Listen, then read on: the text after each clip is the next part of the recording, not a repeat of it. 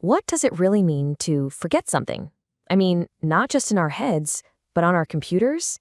We're about to explore a wild concept that connects the world of information to the hard laws of physics, looking at the surprising science behind, well, forgetting. Okay, so let's just jump right in with a huge question. We all know our brains use energy, and our computers, man, they get hot. But is there some kind of fundamental physical reason that just thinking or even deleting information has to cost something? Is there a law of physics that says you can't get something for nothing, even when it comes to thought? Well, it turns out there might be. See, way back in 1961, this physicist at IBM, Rolf Landauer, he came up with a really radical idea.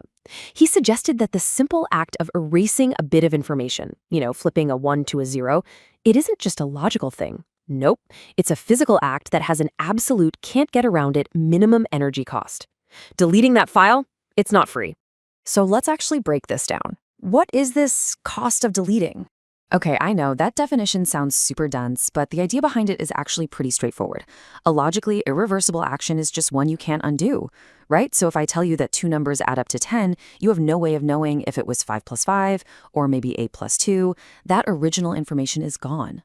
Landauer's principle basically says that whenever you do something like that, you have to release a tiny little puff of heat. It's like the universe's tax on forgetting. And here is where information theory smacks right into physics. The formula itself is actually pretty beautiful. The minimum energy, that's E, is directly connected to the temperature of the system, T. So, in other words, the hotter your computer is, the more energy it literally costs to erase one bit of data. This ties the abstract world of ones and zeros to the very real world of thermodynamics. So how much energy are we actually talking about here? At room temperature, the absolute rock bottom cost to erase a single bit is about 0.018 electron volts. That is an absurdly, almost unthinkably tiny amount of energy. It's a tiny, tiny fraction of the energy your brain uses for just one neuron to fire.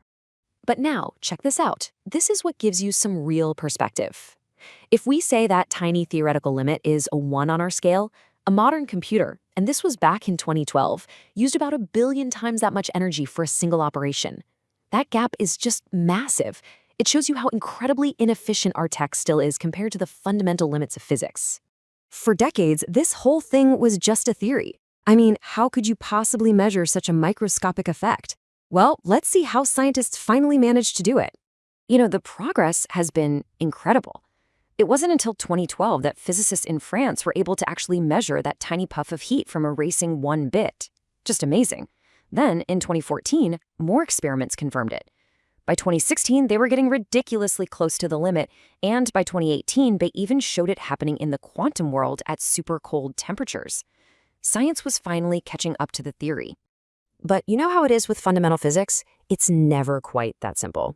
This is still very much an unsettled debate.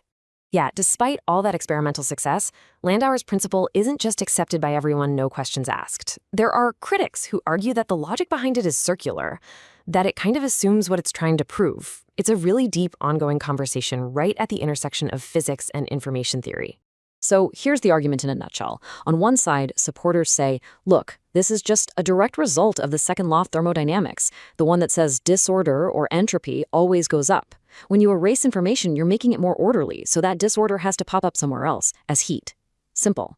But the challengers say, hold on, you can't just assume there's a connection between logical reversibility, like knowing your math inputs, and thermodynamic reversibility. And the debate keeps getting richer. A 2011 paper suggested, hey, maybe you could erase information without an energy cost, but you'd have to pay the price in some other physical currency, like angular momentum. Then, in 2016, one research team even claimed they'd broken the principle altogether, although their findings were, and still are, pretty hotly disputed. So why does this super intense academic debate matter to the rest of us? Well, because it points directly to the ultimate limit of computing. Think about it. If Landauer was right, if deleting data always has to generate heat, that means there is a hard, physical ceiling on how efficient our computers can ever get. It doesn't matter how amazing our engineering is, we can't ever get past this fundamental thermodynamic tax. But what if you could compute without ever erasing anything? This leads to the absolutely wild idea of reversible computing.